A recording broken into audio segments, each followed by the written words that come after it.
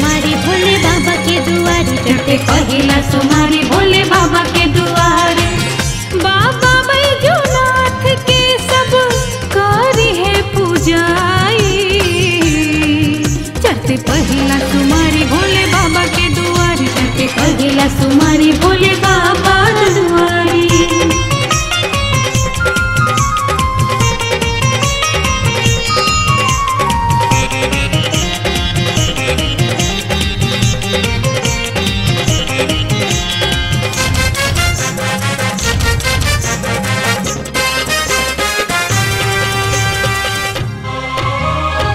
अलगा अलगा रूप में बाबा दिखलन भगतन के, सबके दुखवा दूर करेले जल धारा मन से।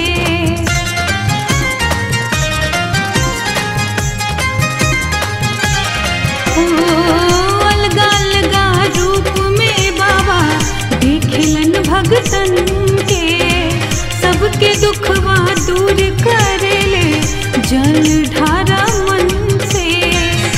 तीनों भुवन के स्वामी ही भोलेनाथ जी, तीनों भुवन के स्वामी ही भोलेनाथ जी। आके चरनिया धला मिल जाए शक्ति, भोला भोला बाबा इनका नंद सवारी, सबके बाबा दर्शन दी है भोले भंडारी। भोला भोला बाबा इनका नंदी सवारी, सबके बाबा दर्शन दी है भोले भंडारी। बाबा भोलेनाथ के सब कारी है पूजाई, चढ़ते पहिला सोमारी भोले बाबा के दुआरी, चढ़ते पहिला सोमारी भोले बाबा दुआरी।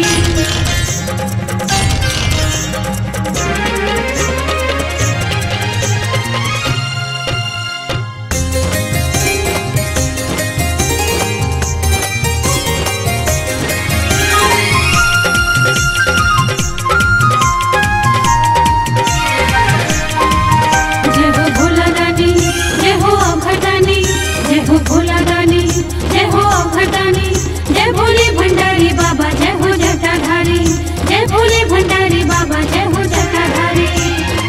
सारा चिंता दूर हो जाला एक शिव के नाम से, नैया के धार बहेला बोल बम के नाद से।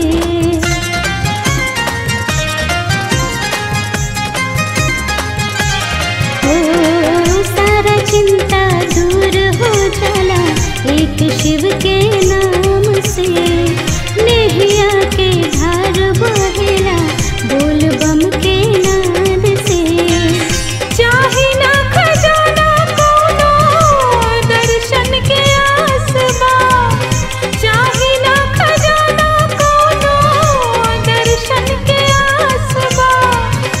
पूजा के थामला बाबा के अरदास बा, दुनिया वीरान बाटे सगरो अनहारी, सुबह शाम नाम बस तोहरे पुकारी।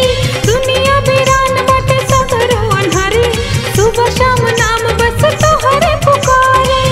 बाबा बैजूनाथ के सब कारी है पूजाई, चढ़ते पहिला सोमारी भोले बाबा के दुआरी, चढ़ते पहिला सोमारी भोले बाबा के दुआरी।